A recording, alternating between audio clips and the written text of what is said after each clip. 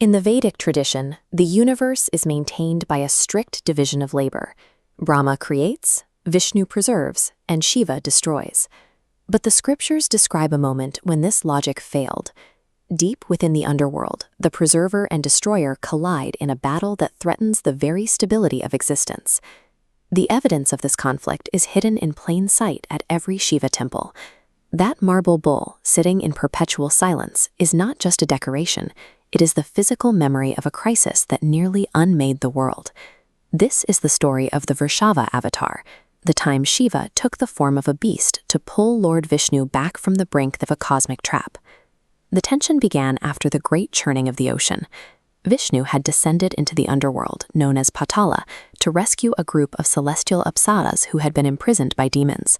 Once freed, the Apsaras were so moved by Vishnu's presence that they refused to leave. They began an extreme penance in the dark caves, determined to keep the deity by their side forever. Shiva, pleased by the intensity of their meditation, granted them a boon.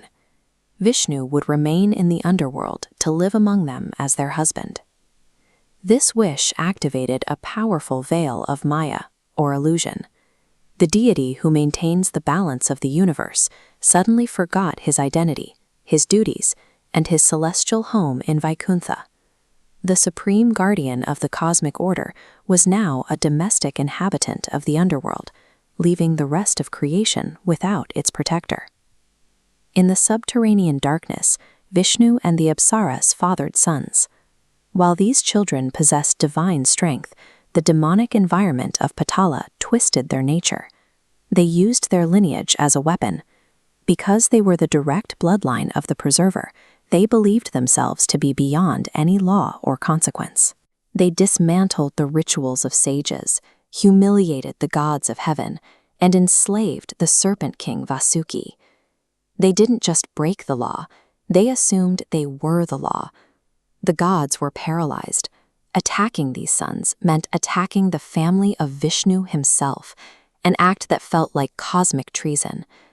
Desperate, the deities traveled to the frozen heights of Mount Kailash. They found Lord Shiva in deep meditation and begged him to stop the destruction before the three worlds were reduced to ash. The gods needed an intervention that didn't care about politics or family ties. They needed a force that could dismantle ego without hesitation. Shiva opened his eyes, and a surge of brilliant blue light erupted from his form. This energy coalesced into a massive, divine bull with horns that shimmered like gold.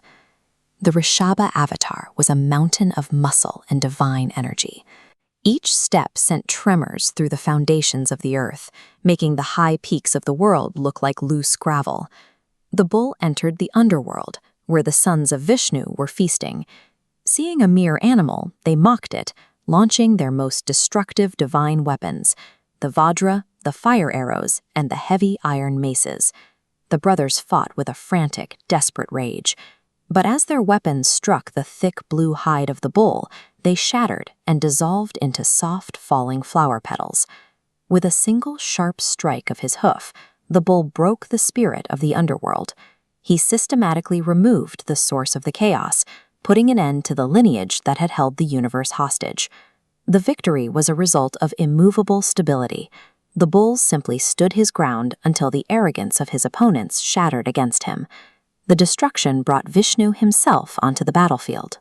Still lost in the fog of illusion and mourning his children, he summoned the Sudarshan chakra, the most lethal weapon in existence, and hurled it at the bull. The spinning disc, which had never missed its mark, reached the bull and simply stopped. It hovered in the air, its momentum gone, before returning quietly to Vishnu's hand. Looking at the divine stalemate, the Apsaras realized that their single wish had brought the three worlds to a standstill. They realized that their desire to possess a god had nearly destroyed the order he was meant to protect. They begged for the boon to be revoked. As Shiva released the spell, the illusion vanished. Vishnu's memory returned instantly. He dropped his weapons and bowed to the bull, acknowledging the necessity of the destruction. This is why the bull sits before the altar. He is the guardian of Dharma, who proves that even the highest authority can be blinded by attachment, and that only a silent, egoless stability can restore the path.